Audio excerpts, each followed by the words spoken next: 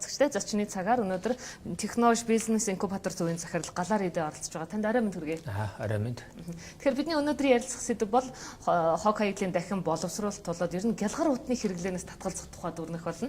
Тэгэхээр өнөөдөр ер нь манай хог хаягдлыг дахин боловсруулахын үйл явц нь яг ямар төвшөнд байна? Та энийг ер нь ямар төвшөнд байна гэж дүгнэх вэ? Өнөөдөр Gyalgar утны хэрэглээ яагаад энийг халах ёстой гэдэг дээр жоохон танд ямар тайлбар үндэслэл байгаа вэ? Хог хаягдлын талаар мэдээлэл байгаль орчны яам болон нийслэлийн захирагчийн алба. За мөн хог хаягдлын холбоо хоёроос жоохон өөр тоо гараад идэг л да. Ерөнхийдөө бол хог хаягдлын дахин боловсруулалтын өнөөдөр Улаанбаатар хотод жилдээ сая гаруй тонн хог хаягдл гарч байна. За үүний 92% нь ерөөсөө булшлагдчихж байгаа. Газар доор ландшафтын арга буюу ухаж буулах нүх ухаал тэр дотор нь хог хаягаад буулаад байгаа. Үнэс хэдэн хувь нь дахин боловсруулах боломжтой гэж үздэг. Ер нь бол 60 орчим хувийн дахин боловсруулах боломжтой. Олон улсын хэмжээнд ч гэсэн ер нь энэ дахин боловсруулалт хэмжээ ерөөсө 35% байна. Үүнийг ихсгэе. Ерөөсө хог хаяглаа дахин багасгахыг гэсэн асуудлууд их яригдж байна. Бүр болж устдах аргыг ч гэсэн татгалзаж байгаа. Европын холбоо жишээл 2030 он гэхэд ерөөсө болж устдах аргаас бүрэн татгалзаж байгаа. Тэгэхээр ер нь бол хог боловсруулалт Монгол дотор бол ихэвчлэн түүхий маягаар буюу төмөр, металл хуванцруудыг бол нэлээд авдаг. Харин Gyalgar уут зарим нэг хуванцар савнууд жишээлбэл хүрм, ногоон ч гэдэг юм уу, пиавны сав гэх мэт маш олон төрлийн зүйлсүүд бол хог хаягдлууд бол хаягдахгүй байна. Гэхдээ хотын зүгээс эко парк байгуулахтай холбоотой олон хог хаягдлыг дахин боловсруулах, шатаах, барилгын материалд ашиглах гэх мэтийн судалгаанууд гарчсан. Ингээ боловсрогдоод явж байгаа. Хог хаягдлын хувь боловсруулалтын хувь яагаад бага вэ гэвэл ихэнх хог хаягдлыг иргэд ангилан ялах дүүгээс хамаарат ихэнх өрх гэрүүдээс гарч байгаа хог хаягдлууд хүнсний холцтой хаягдaltaй холигддог. Энэ нь эргээд нөгөө хог хаягдлыг дахин боловсруулах зардал маш өндөр болдог. Түүнийг тэр бохирдлоос сэргийлэхтэй багасгах ялгахад бас хүндрэл учраад байдаг. Үүнээс хамаарат бас зарим хог хаягдлуудаар амжилттай ажиллаж чадахгүй байгуулагдсан ч гэсэн ингээд бараг үүд хаалга барьсан байдалтай ингэ яваад байна л да. Тэгэхээр эндээс нэг хогийг зөвхөн дахин боловсруулахаас гадна тэр хогийг нэг ангилж хаях тухай асуудал энэ соёл манад нэвтрээгүүтэй бас их холбоотой байдаг болчиход байна. Тэгэхээр дахин боловсруулах тухай асуудал энэ хогийг ангилж сурах талаар ер нь хийж байгаа ажил олон нийтэд хүргэх ер нь шаардлагатай ямар асуудал байдаг вэ гэж. Иргэд ер нь хог хаягдлын талаар их мэдээлэлтэй ярьдаг тий. Ярьдаг олон нийтийн зүгээс анхаарал тавьдаг. Ялангуяа зуны өрн дулаан цагт иргэд аялах, зугаалгаар явахдаа хог хаягдл хайж байна гэдэг энэ маань бас харьцан гайг болоод байгаа. Гэхдээ эргүүлээд гэр ахуйн болон хогийг ангилаад яллахад ихэнх нь ахуйгаас үүдэлтэй. Жишээлбэл зуны цагт бол хог хаягдл дотор Gyalgar утны эзлэх хувь 22%, Gyalgar ут болон хуванцар сав 22% байдаг бол өвөл нь бол ерөөсөө 14% болдог. Энэ нь ягаад гэвэл өвлөө үйлрэл 45% нийт хог хаягдлын үнс эзэлдэгтэй холбоотойгоор эргүүлээд энэ зарим хог хаягдлын бүтэц өвөл зуны үйлрэлээр хамааралтайгаар өөрчлөгдөж байдаг. За нөгөө талаас хог хаягдлын гол тулгамдж байгаа нэг асуудал бол Gyalgar ут. Өнөөдөр улсын хэмжээнд 3200 га талбай 442 хогийн цаг байдаг. Үүнээс ихэнхдээ авчиад ихэнх хөдөө орон сумынхан бол зүгээр жалга гуунд ингээд авчиад тавьждаг. Заримдаа төсвийн хүрэлцээг үгс болоод болж устгаж чаддгүй. Үүнээс хамгийн их хөнгөн чанартай Gyalgar ут хийсч тэр орчмыг ерөөсө бохирдуулсан байна. Хогийн цэгт хогийн цэгээс газар өвтөрч байгаа. Тэгэхээр энэ салхин туугдж байгаа Gyalgar утан цэцгүүдийг бид нар яах вэ гэдэг асуудлууд бас их байна. Энийг яг яах вэ? Энэ байгаль орчин шингэх үү? Хичнээн жил болж иж шингэх үү? Ямар одоо хортой бодис одоо ялгаруулах вэ?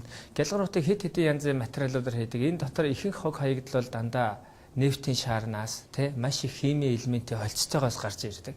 Үүнээс хамаарат эдгээр нь байгаль шингэхдээ 80-аас 100 жил хүртэл байдаг. Зузаан нэмгэнээс хамаарат.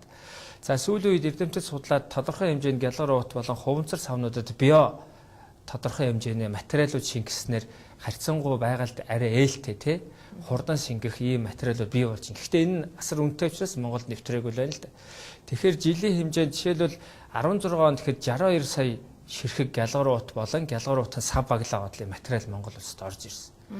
Дээр нь үүнтэй холбоотойгоор маш их Монгол улс ерөөсөө баг импорттой улс шүү дээ. Ихэнх бараагаа бүгдээр л баг Gyalgar утын баглаатай орж ирдэг. Энэ бүхэн бол баг буцаж гарна гэж байхгүй. Тэгэхээр энэ бүхэд л Монголын байгальд хөрсөн шингэж ийн гэсэн үг. Энэ бүхнийг яаж эргүүлээ ашиглах гэдэг олон асуудлууд байгаа. Gyalgar утыг тодорхой хэмжээнд энд үйлдвэр бас хайлуулаад тодорхой хэмжээний бүтээгдэхүүн хийж байна. Сандал гэдэг юм янз янзаар тий. Тэгэхээр энийг хийж байгаа тохиолдол байна. Энэ урт ингээд шон дарханд байгуулагдсан үйлдвэрээ Улаанбаатар хотод бас салбараа байгуулсан. Гэхдээ бас тодорхой ихэнхдээ гялгар утны үйлдвэрлэл нь үнэтэй болоод байгаа учраас үйлдвэрлэл явуулж чадахгүй байна. Тэгэхээр олон улсын зүгээс гэсэн ухаалаг татаас гэдэг юм уу, татварын хөнгөлтөөр энэ дахин боловсруулах үйлдвэрүүдийг дэмжиж өгдөг. Нөгөө талаас хэрэглэгчид эцсийн гол хогийг гаргадаг тийм эргээд аж ахуйн гэж боглоо. Тэгэхээр энэ дэр жишээлбэл тодорхой бас татварууд юм уу эсвэл хуулийн эрх зүйн заалтаар бас зохицуулт хийж өгдөг.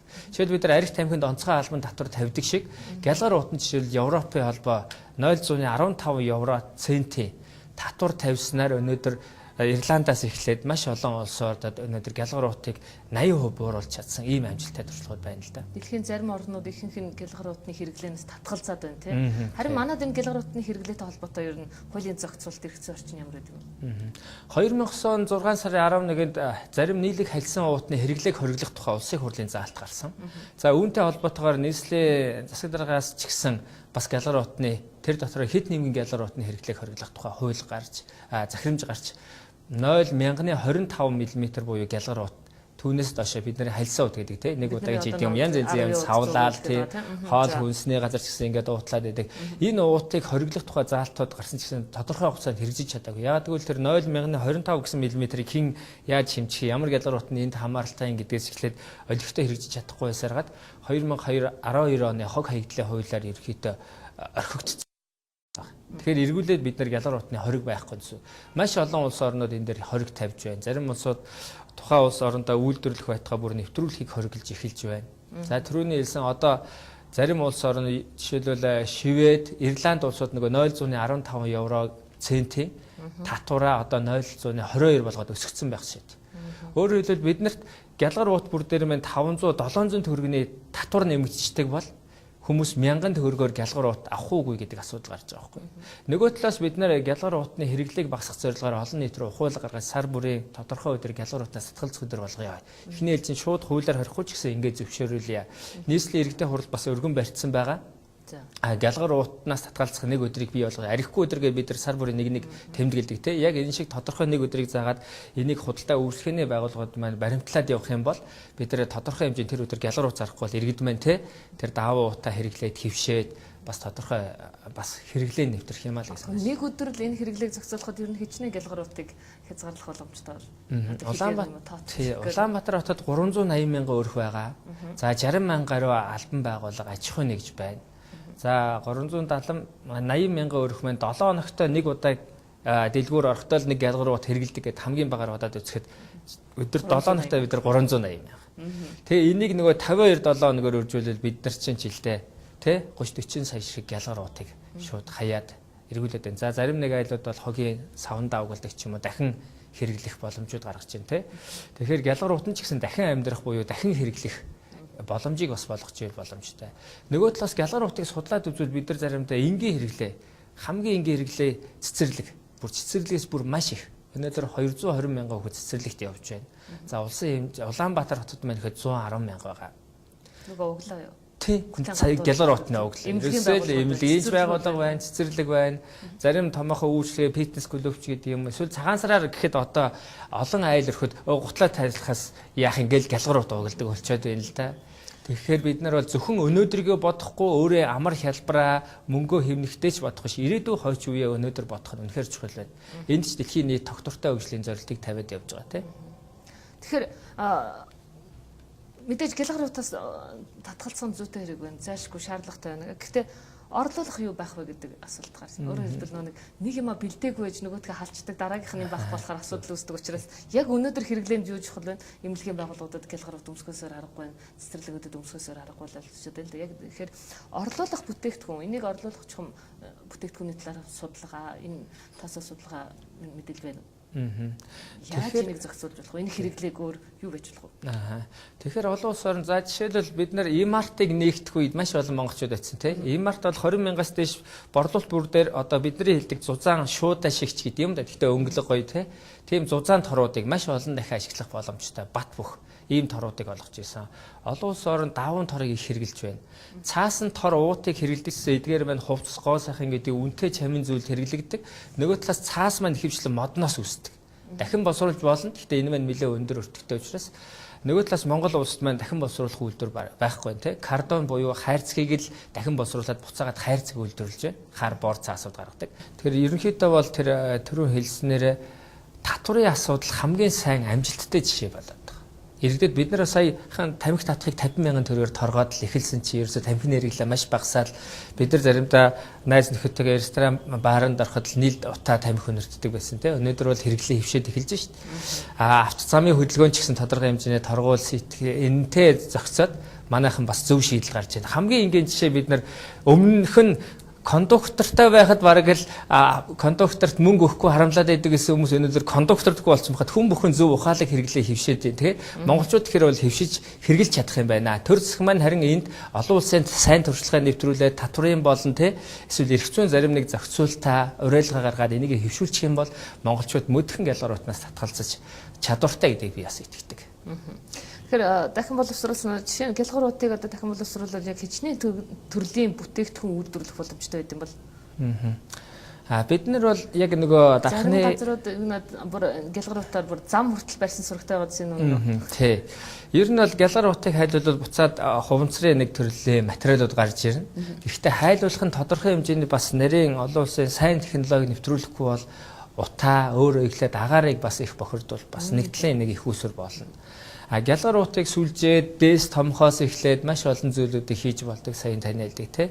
Энэ шиг яг жишээлбэл хуванцар савуудыг нийлүүлээд маш олон хөөрхөн зүйлүүдийг хөлөмж байшин барихаас эхлээд дотор нь тийм элс хийдэг тодорхой хэмжээгээр ингээд хуванцар савнуудыг ашиглаад за мөн хөөрхөн дотор нь хийгэж жагаад хөөсөн зэрэг нийлүүлээд ингээд хөөрхөн цүнх тийм аяны сандал, хөнгөн явган сандал гэдэг маш олон зүйлүүдийг бүр тэр ч байтугай буйдан хүртэл хийцэн байх маш олон загварууд байдаг. Тэгэхээр recycling буюу зүгээр эргүүлэн дахин ашиглах, reduce буюу аль болох хэрэглэхгүй те зөв хэвших хог хаягдлыг багаас нь гаргахгүй байх тэр зөв хэрэглээ соёлыг бий болгох эсвэл бүр том үйлдвэрийн хэмжээнд дахин боловсруулах одоо эрчим хүч гаргах ч гэдэм юм уу. Иймэрхүү олон арга замууд байж болно л да. Манад яг ямар бүтээгдэхүүн үйлдвэрлэж байна? Гал үйлдвэр. За яг Гялгар утнаас бүтээгдэхүүн гаргана гэхэд одоо нийлүүлээд хайлуулад шон хийж байна. Тодорхой хэмжээний сандлууд хийж байна. Тий урт нөгөө тийм ер нь модны оронд хийх тий зузаан төмөр эдрийг орлуулах тийм бүтээгдэхүүнүүд хийгээд даацууд хийж байна. Тэгээд шон бол жишээлбэл олон зуун жил бас байх настай тий. Дотор нь бас хатуулга бас хийж болдог. Төмөрлөгч юм хийгээд улан бат бөх болгож байна. Өнөөдөр манад хогийн хичнээн цаг байна гэж та нар хэлвэ. 420 гаруй хогийн цаг. 420 гаруй хогийн цаг. Сумд тий 330 гаруй сум байгаа, нийслэл байна. Дээр нь олон хот суурин тий замын ганцуудаас эхлээд бомбтууд гэх мэт. Тий эдгээрт нийт хог хаягдлын 90% шууд утгаараа боловсруулагдаж байна. Тэгэхээр газар нутгийн нэр хөрснөө бохирдлын тухайд бол бүр асуудал ярихангүй бол хэлдэг тий. Тэгэхээр нөө эко парк байгуулах тухай асуудал нэг иргэдэд байсан. Энэ яг ямар төвшөнд явж байгаа вэ? За олон жил бас л дуншиж байна да. Нийслэлээс тодорхой хэмжээний газар талбай гаргаад дэд үтсийн шийднэ гэдээ ярьж байгаа. Гэхдээ бас хөрөнгө санхүүжилтийн асуудал нөгөө эргээд хөрөнгө санхүүжилтийн асуудлууд бас байна. Тодорхой шийдлүүдээ бас хүлээж байгаа асуудал бас байна. Юунаас хөрөнгнөөс шалтгаалж гинүү илүү их одоо зохицуулалт бодлогын дэмжлэг энэ төр дут байна уу? Хаана байгуулахаар ярьж байгаа юм чи? Энийг хэрвээ ашиглалтанд оруулснаар хог хаягдлын хичнээн хувийг боловсруулах, дахин боловсруулах боломжтой гэж үзэж байгаа. Ер нь тэр тооцоо судалгаан дээр нь ярих юм бол. Улаан чулуутын болон цагаан даваа орчим хоёр хогийн том цэгээд дээр дахин боловсруулахаар ингэ ярьж байна. За ихэнх нь улаан чулуут дээр байгаа. Тэгээд энэ дээр бол бас олон талын ажлууд хийгдээд, бүр тээзүү хийгдээд Монголын хог хаягдлын 3 том холбоо байдаг. Хамгийн том нь дээр нь ерөөдөө тээзүүгээ зангидагдаад тэд нар хувийн компаниуд маань нийлээд өөрсдөө 300 гаруй сая төгрөгийг босгоод тэр бүх тээзүү буюу төслийн анхан шатны баримт тэр газар талбай тэр хогийн урсгал яаж хаана ямар цагт дээр нь ямар үйлчлэг авах юм хаана хог англи ялах юм гэхээс эхлээд ингээд цахилгаан дээр эргүүлээд хог хаягдлынхаа үлдэгдлийг хүртэл яаж хэрхэн хаях уу боловсруулах уу гэдгээс хүртэл ингээд нарийн тооцоо хийсэн байгаа. Бидний одоогийн загвараар ландшафт маань зөвхөн баг хөрсийг зүгээр ухаад ялангуяа орон нутгад бүгдээрээ зүгээр хийждэг. Гэтэл олон улс орнд ландшафтын арга маань яг үгүй битүү хогоо ухаад дээр нь ингээд битүү цемэнтлээд тодорхой ангилж ялгаад бас хийждэг. Ингэснээр жишээлбэл Канада улс одоо 50 жилийн өмнөх хог хаяглаа дахин гаргаж боловсруулж байна. Өнөөдөр бол Монгол зөвхөн хөрстөгөө холдсон хог хаягдл эргүүлээд хөрстөгөө урвалд орогдоод олон 10 жилийн дараа бас ингээд байгаль орчин хөрс цаашлаад бүр хөрсний ус руу хүртэл орох хэмжээний байхыг үгүйсэхгүй ийм хог хаягд бидний өөр хойчин үед бас хоргоо амжиг нь гарах хэмжээнд хүртэл байгах ийм боломжтой байгаад байгаа. Магадгүй одоо энэ хог хаягдлаа шууд 90% ингээд шууд болж байгаа энэ байдлаар нь хэдэн жилийн дараа манай улаан цэцэрлэгтийн хогийн цэгч гэдэг юм одоо хэдэн хувиар тэлэх хичнээн хэмжээний газар нутгийг ер нь бүрхэх бол тийм цац судалгаа байдаг бол энэ бас их сонинд гарах тийм монголчин баг 2 ч хогийн цэгээ дааж устгаа дахин тэнд хийх боломжгүй болцсон байгаа. Олон улс оронд яхаа цэвэр хийгээ дээр нь ландшафт хийгээд бас тодорхой хэмжээний мод бут тариа цэцэрлэг төрөлн болох хүртэл эко ингээд эргүүлээд ингээд байдаг аргууд байгаа л та.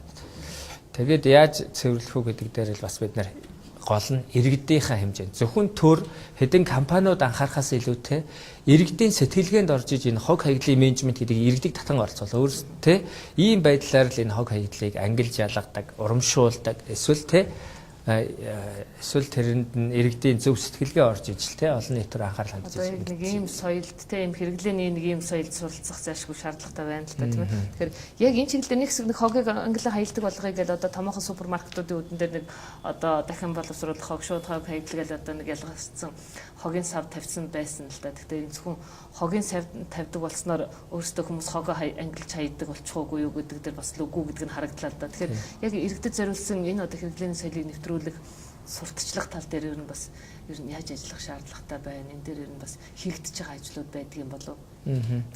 За жишээлбэл энэ дээр олон улс оронд лонхыг ч юм уу буцаа татан дахин хэрглэж идэг маш олон. Монголд олон үйлдвэр аж ахуйн нэгжүүд лонхоо татахгүй байх асуудлууд олон байна. Лонхууд өөрсдөө хагараад хаягдлуулаад ингэ явж байна. Маш их хэмжээний жин биомасс бас эзэлдэг. За тэгэхээр үйлдвэр аж ахуйн нэгжүүд тодорхой хэмжээний улс шаардлага тавиад лонх бүрдөх юм бол жишээл Coca-Cola-гийн шил бол өнөөдөр үнэтэй гадуур өгдөггүй одоо цагаан сар хүртэлгээ заавал мөнгө процесс тавьж иж тэр шилээ авдаг байх жишээ нэ. Яг энэ шиг үйлдвэрүүд маань ч гэсэн одоо ихэнх хэрэглээ пиав архин дээр явж ийн л да. Үнэхээр согтууруулах хүндааны хэрэглээ Монгол бас өндөр байгаа. Эргээд тэрний хэмжээгээс тэр хэмжээний бас тодорхой хэмжээний шилүүд зарим үйлдвэрүүд бол аваад угаагаад ариутгаад дахиж хэрэгжилж ийн л да. Гэхдээ бол олон төрлийн шилүүд зарим үйлдвэрүүд тэрийг авдаггүй, заримыгаа бол дахиж ашиглаад байгаа. Ийм шинд байгаа. Тэгэхээр энийг хүртэл ингээд тодорхой хэмжээний цен тавиад дэлгүүрүүд нь буцааж аваад үйлдвэртээ өгөөд идэг бол хоорондоо тохироод иргэд бас эсвэл хөнгөлүүлдэг. Тэр шил буцааснаар дараагийн шилэн бүтээгдэхүүн авах жишээлбэл тархич юм уу өгдөг урамшуулалт нь гэх мэт ийм бас урамшуулууд бас байдаг. Тодорхой хэмжээний эргүүлээд сав баглаа бодлоо тушаахаар тэр нь дараагийн бүтээгдэхүүнийг авахд хөнгөлдөг гэдэг иймэрхүү бас үйлдвэрүүд эргүүлээд өөрийн бүтээгдэхүүний сав багтлаа хаягдл болохгүйгээр эргүүл татах авах энэ механизмыг бас хэвшүүлчих юм бол тодорхой хэмжээний иргэдэд нэг талаар сав багтлаа эргүүлж тушааж идэг үйлдвэр эргүүлээд ашиглаж идэг энэ загвар бас байж болох. Гэх мэтчлэн яриад байвал олон асуудал ундарч болохоор байна тийм ээ. Тэгэхээр ямар ч тач бидний ярилцах цаг өндөрлж байна. Ингээд бидний урилгыг хүлээн авсан танд баярлалаа. За баярлалаа. Харалт тавьсан танд. Баярлалаа үзэгчдээ. Өнөөдрийн ярилцлагын цагийн зочноор технологи бизнес инкубатор төвийн захирал Галаар эдээ оролцлоо.